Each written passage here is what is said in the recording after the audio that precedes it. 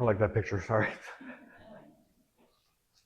Um, when I was reading, what is going on today? When I was reading through these scriptures again, um, I thought, man, this ends rough, doesn't it? Like not everyone who says to me, Lord, Lord, will enter into the kingdom of heaven. They'll say, hey, didn't we do all these things in your name? And he says, I don't know who you are. I don't know where you're from. Depart from me, all you evildoers, you who do lawlessness. And I thought, man, that's rough. Not actually, remember, it was just a few verses before that he's saying, hey, don't worry about tomorrow. God feeds the birds and dresses the lilies. Just relax. And now he's ending on this, which makes me think that every time people think we need somebody like Jesus in the pulpit, I'm like, maybe you don't, because this is how he ends his sermons. This is the end of the Sermon on the Mount right here, folks.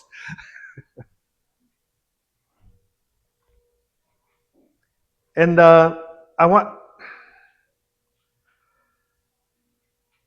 I thought it was interesting that there are a couple of very important scriptures that he actually quotes in there. And one of them is from Ezekiel, chapter 22. That's where we get the ravenous wolves line.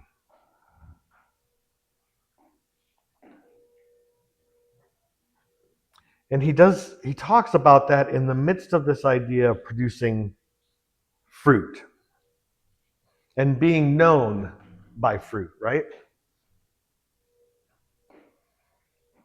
And the uncomfortable part of that, I think, with a lot of people is that fruit takes time.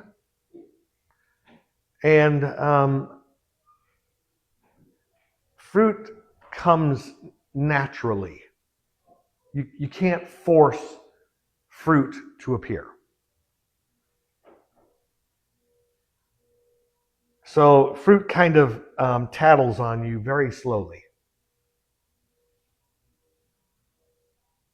And it doesn't care what you intended, it cares what was made.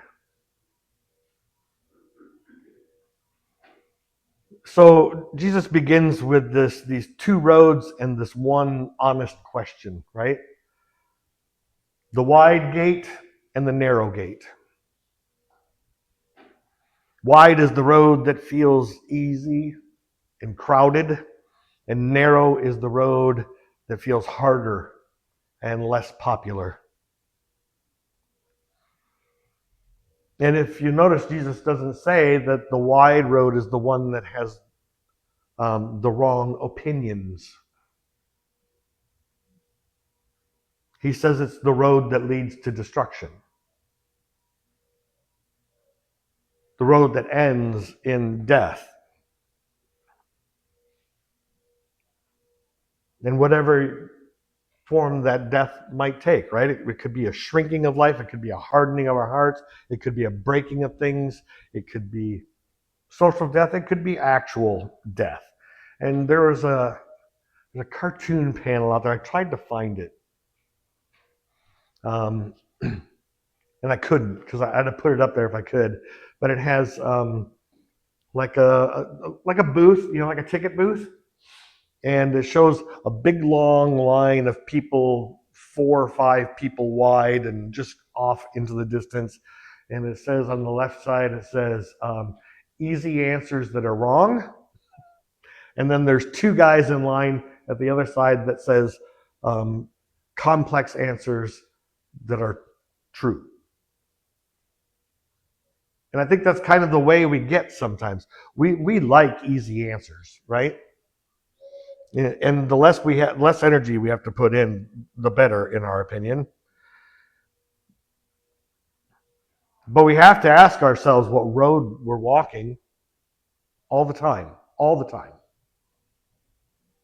And then ask what that road is doing to our hearts, to our neighbor, to our ability to love.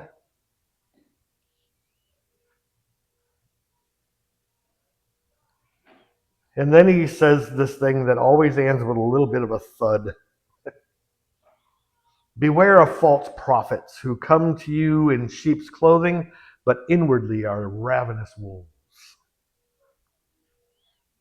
And this is not Jesus trying to stir up paranoia or riots or anything. He's just being accurate about how we can use religion to harm others. And that kind of religion rarely announces itself with a warning label. It usually shows up smiling. It's very fluent in religious language and theology. It's able to sound very sincere while using people. In that Ezekiel chapter 22,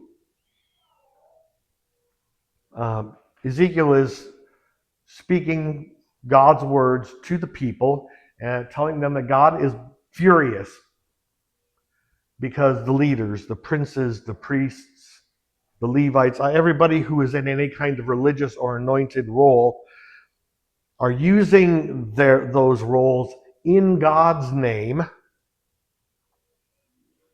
while stuffing themselves full. They use the structures of religion, they use the politics, they use the rituals, they use the respectability that's associated with their titles, and they use those things just to take, not to serve.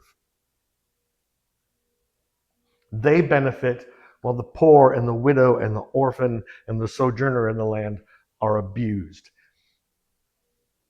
That is wolf behavior. And should sound very familiar. Because it's not limited to ancient Israel. Jesus drags it into his own day, and we, if we are honest, know it is not extinct in our day and age. Now, before anyone gets nervous, I'm not calling for a witch hunt for those people, because that'd be kind of ironic, right?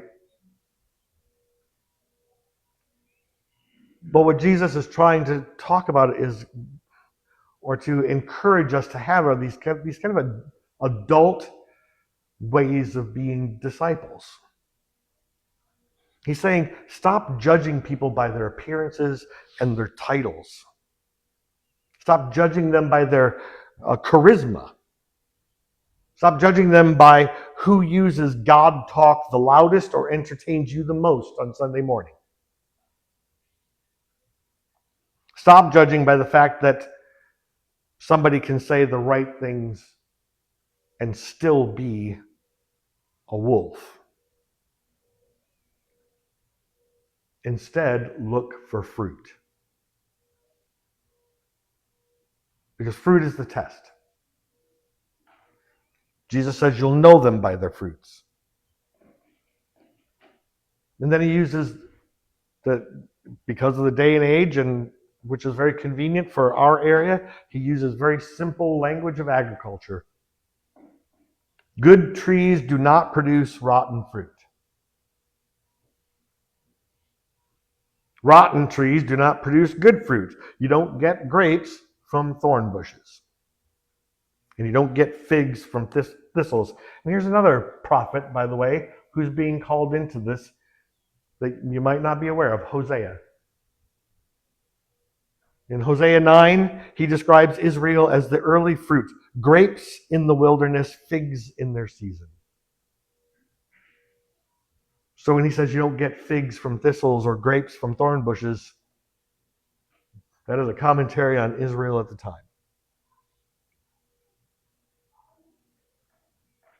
The picture in Hosea is a picture of delight, but then Hosea goes on to say that fruit went bad through idolatry.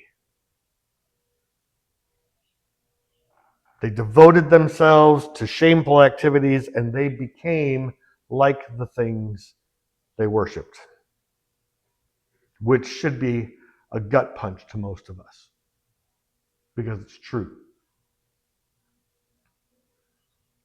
We become like what we worship. And worship is not only what we sing, it's what we organize our life around. It's what you protect at all costs. And if you say, I don't protect my religion at all costs, I bet if I changed something in the sanctuary, you would. I have. I had at Powell Memorial United Methodist Church, Mrs. Powell did not like me moving some of the furniture in the sanctuary.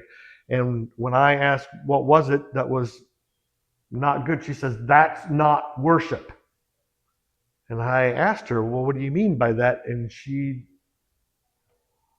couldn't. I don't know, but that's not worship. So it happens all the time. That's why it's a running joke among clergy, moving furniture, you know.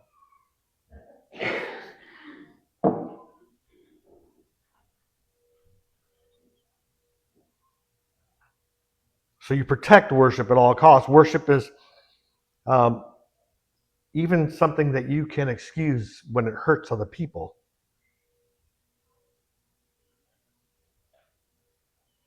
And as I said earlier, fruit, because it grows naturally, isn't trying, you don't try to produce fruit. It's just the natural result of what's going on. And so Jesus says fruit is the test. And he's not talking about random morality.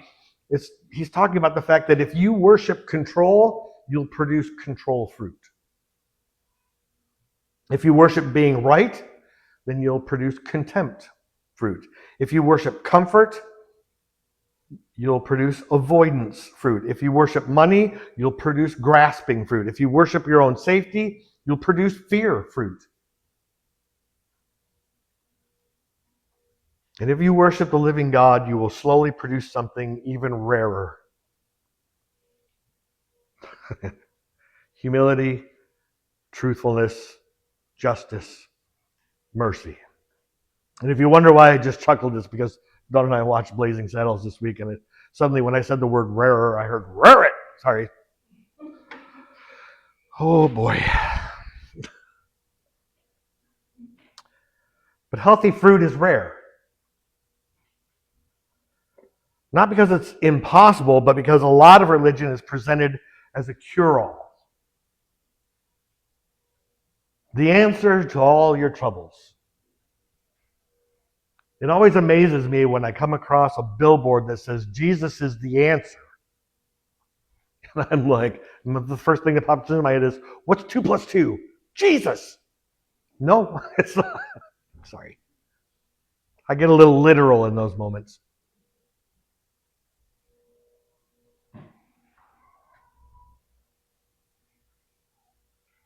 Let me give a couple of examples of things churches do in God's name that really are things that serve ourselves.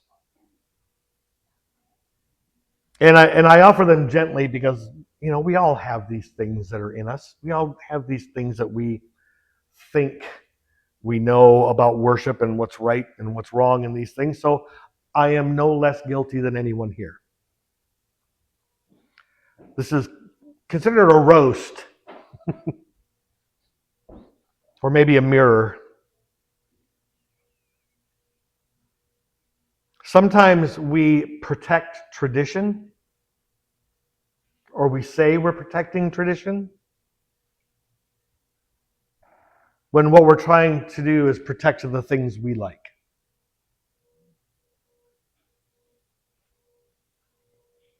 Sometimes we'll say we need excellence, when what we really mean is I need to control everything.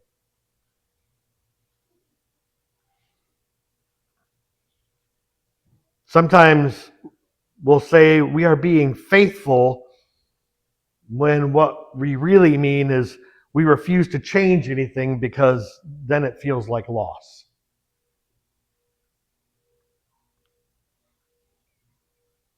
Sometimes we say we need to grow, when what we mean is I need the church to succeed just long enough so I don't have to face my fear of it closing. And sometimes we say we're doing this for outreach, oddly enough, while simultaneously making the people come to us for it. When what we mean is we want new people to come, we just don't want to go out there and meet them.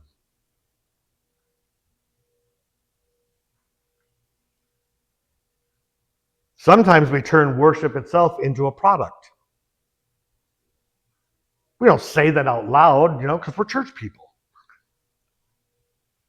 Not a marketing agency, but we start evaluating worship by whether it's entertaining me rather than whether it's reforming me or refocusing me. One of my favorite lines was when somebody says, "Oh, I don't like that worship service because it's boring and I'll fall asleep."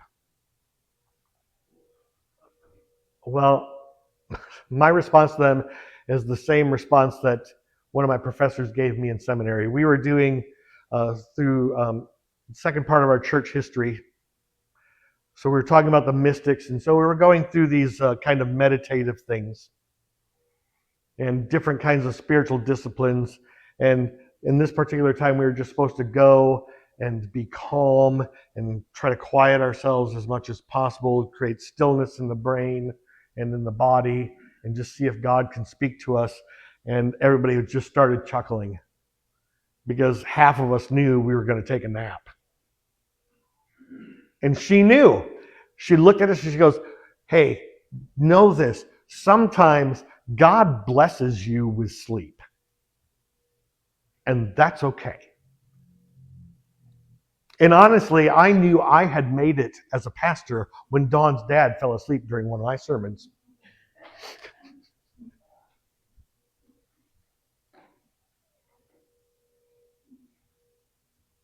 When a church has been scared or bruised by conflict, or if it's anxious about closing, all of those temptations become stronger. Fear makes us reach for self-protection, for control, for quick fixes. And please, I know that fear is understandable.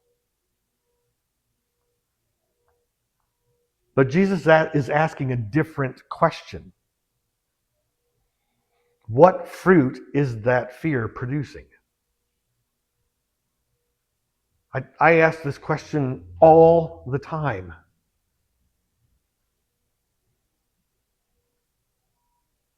If this is how it is supposed to be, if we are living our lives and worshiping God and being in the world as Christians as God intends us to be in this world, wouldn't this look a lot different right now?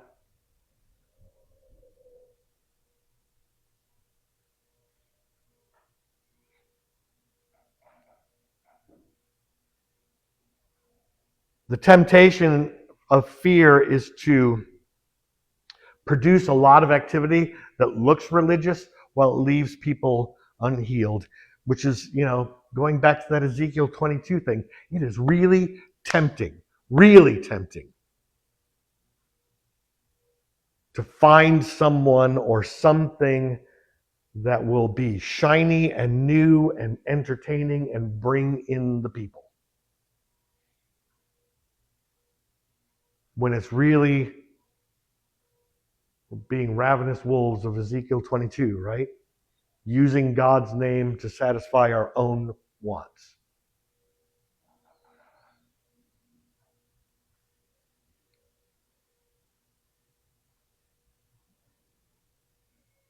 Hosea says that's, you adored what shaped you and you became like it, and Jesus just calls it fruit over and over again. And he gets that last line, the axe and the fire and the mercy that are underneath it. He gets really intense there. And every tree that does not bear good fruit is cut down and thrown into the fire. That line is echoed all over in Scripture, especially the New Testament. John the Baptist in Matthew 3 and Luke 3 both say that the axe is laid at the root of the trees. Luke 13 is the parable of the fig tree where the owner wants to cut it down. And the gardener says, give me time. Let me tend to it. In John 15 is Jesus saying, I am the vine and you are the branches, and every branch that bears fruit gets pruned so it bears more. And every branch that bears no fruit is removed. Put all of that together and you get this picture of what Jesus is doing. He's not looking to punish people. He's taking deadness seriously. He says you can't fake life forever. At some point, what is fruitless gets removed, gets cut away, and burned off. Sometimes that's judgment. Sometimes it's mercy. Sometimes the fire isn't torture, it's purification.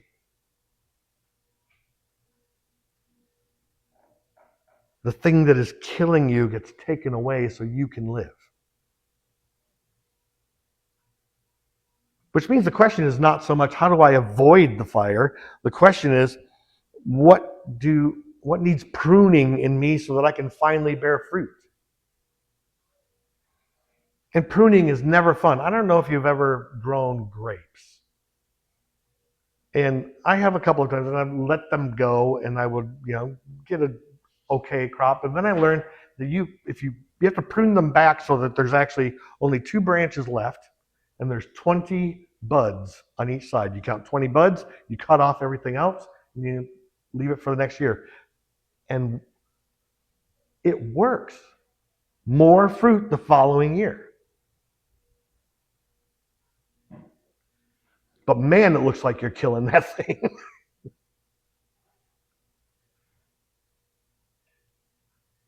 Then Jesus closes up by getting even closer to the bone. Not everyone who says to me, Lord, Lord, will enter the kingdom of heaven. Which should make every church person sweat just a little. In a healthy way, right? Because Jesus is saying that the right vocabulary and looking the right role is not the same thing as the right life. Because he gives this scenario. People will say, didn't we not prophesy in your name and cast out demons and do many mighty works in your name? And Jesus says, I don't know you. Depart from me, you workers of lawlessness. It's not one of those moments where Jesus is condemning weakness. He's just condemning unreality. Or reality itself, really, in some cases. A life can have spiritual activity and be disconnected from God. A life can do religious things and still be self-serving. A life can use God's name as a cover for ego.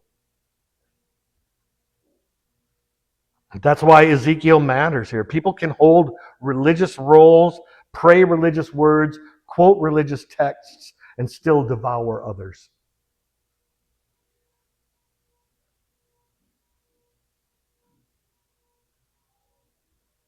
That's why Hosea matters. You become like what you love. So Jesus makes it personal. I never knew you. You weren't in a relationship with me. You were in a relationship with this other thing. Because that's what that word "new" is, right? It's that word that we say, colloquially, we'll say, I knew them in a biblical way, right? That's the relational idea of that word. Depart from me, you workers of lawlessness. That's a direct quote from Psalm 6. And it's told from the point of view, there's the words, the point of view of a person who has been to the pit. Tears, exhaustion, enemies all around, and yet it still turns toward trust that God hears and God receives, that God is near. So when Jesus says, I never knew you, it's not, I never knew facts about you. It's, you never lived in relationship with me. You lived in performance near me and cashed in on my name. That's the line between rare fruit and a barren tree. If fruit is the test, let's name it plainly. Rare fruit is not being right. Rare fruit is a life that's healed. Humility that does not need to win every room. Truthfulness that does not hide behind spiritual language. Justice that cares about the vulnerable more than the powerful. Mercy that does not freeze into resentment. And I'm going to add one more here because it's the quiet one that kind of holds the rest. Repentance that is real enough to change direction. Not self-hatred or shame spirals, actual turning.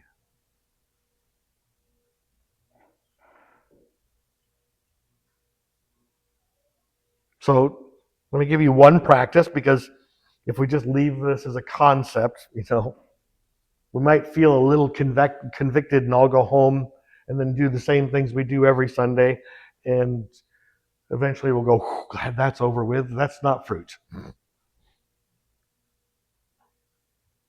That's a couple hours of guilt with church clothes on. So here's the practice. Just this week, simple.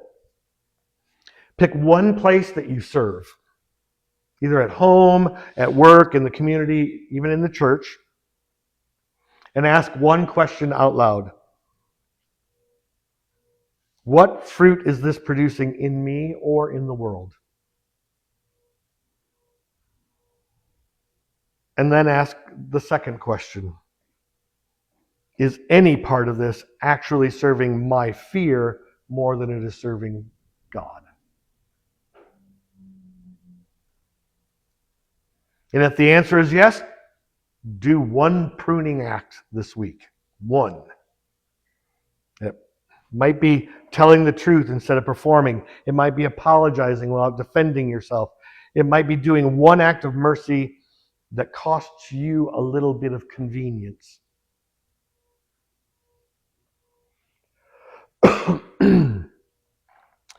It might be refusing one piece of church politics that you normally tolerate. Did I write that for me?